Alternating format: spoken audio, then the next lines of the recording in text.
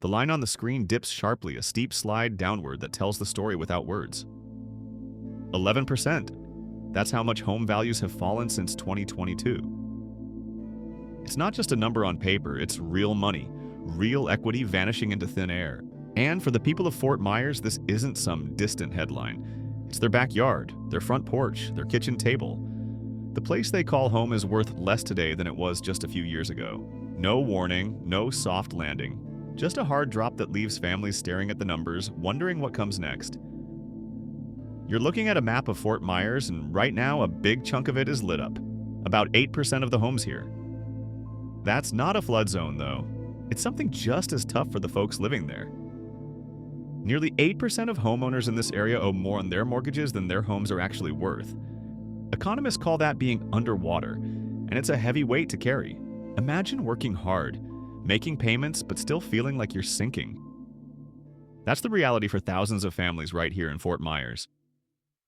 It's not just numbers on a map, it's real people, real stress, and a lot of tough decisions ahead. The median home price in Fort Myers is now near $375,000, a significant drop from previous years. That's a big shift if you've been keeping an eye on the market. Just a couple of years ago, prices were climbing fast, but now things are cooling off. For buyers, this could mean more options and a little breathing room. For sellers, it might be time to adjust expectations. Either way, it's a change worth paying attention to. First-time buyers in Fort Myers face monthly carrying costs of over $2,600, making homeownership a distant dream for many.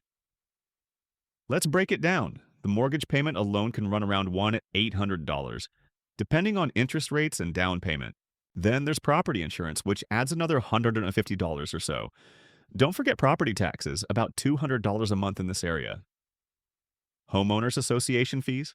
That's another $100 to $300, depending on the neighborhood. And maintenance? Experts say you should budget at least $200 a month for repairs and upkeep. Add it all up, and you're looking at a hefty chunk of change every single month. For a lot of folks, that's just not doable, especially when renting seems like the only affordable option. Insurance premiums have been climbing steadily over the years, but lately that climb has turned into a steep hike. Just a few years ago, the average annual premium was under $2,500, already a significant expense for most families. But now it's shot up to well over $6,000 a year. That's not just an increase. It's a financial burden that's hitting households hard. For many, this means tough choices, cutting back on other essentials or even going without coverage altogether. And when you're already stretching every dollar, another bill like this can feel like the last straw. It's not just about the numbers on a graph. It's about the real impact on people's lives. The median home in Fort Myers now sells for $361,000, a stark contrast to the prices just a few years ago. Back then, you could find a place for half that, but the market's shifted fast. Demand's up, inventory's tight, and buyers are scrambling to get a foot in the door. It's a whole new ballgame out there, and if you're looking to buy, you'd better be ready to move quick, or risk getting priced out altogether. Imagine a quiet neighborhood in Fort Myers where the houses look just like any other. Neat lawns, kids' bikes in the driveway, maybe a dog barking in the distance. But beneath the surface, something's not right. Picture a map of the area, each house marked with a little blue dot. Now watch as some of those dots start to sink, slowly disappearing below the waterline. That's not just a map, it's what's happening to real homes right now. Nearly 8% of mortgages in Fort Myers are now underwater, leaving many homeowners in a precarious financial situation.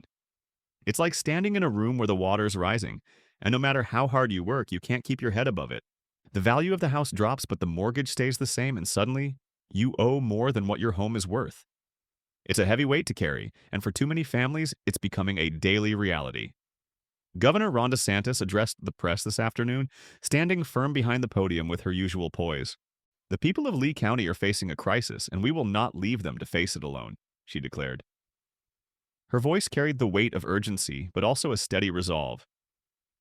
Effective immediately, emergency housing aid will be deployed to ensure families have safe shelter while we work to rebuild and recover. She went on to outline the specifics, detailing how state resources would be mobilized to provide temporary housing solutions. This is not just about putting a roof over heads. It's about restoring stability and hope, she emphasized. The governor made it clear that this was only the first step, promising continued support as the situation evolved. As the cameras flashed and reporters scribbled notes, she closed with a direct appeal to the community. "We are all in this together. Lee County, we stand with you." With that, she stepped back, leaving no doubt about the state's commitment to action. Last year, if you were looking to buy a home in Fort Myers, you'd have been staring down some pretty steep prices. The market was hot, and buyers were paying top dollar just to get a foot in the door. But fast forward to April 2025, and things have taken a sharp turn. Home prices in Fort Myers have fallen 7.8% year over year, highlighting the severity of the situation. That's not just a little dip. It's a clear sign that the market's cooling off in a big way. For sellers, it's a tough pill to swallow, but for buyers, well, it might just be the break they've been waiting for. Still, a drop like this doesn't happen in a vacuum, and it's got a lot of people asking what's next for the housing market here. While the situation is dire, there are steps that can be taken to mitigate the impact and begin the recovery process. Other communities have faced similar challenges and found ways to rebuild stronger than before. For example, after a devastating flood, a small town in the Midwest came together to create a network of community gardens. These gardens not only provided fresh food, but also became a place for neighbors to connect and support each other. In another case, a coastal city hit by a hurricane focused on restoring its wetlands, which helped protect against future storms while boosting local wildlife. These stories show that recovery is possible when people work together and think creatively. By investing in local resources, fostering community bonds, and planning for the future, even the hardest-hit areas can find a path forward. It won't be easy, but with determination and cooperation, progress can be made. We've covered a lot today, but here's what really matters. The situation is urgent and every moment counts. The risks are real, but so are the solutions, if we act now.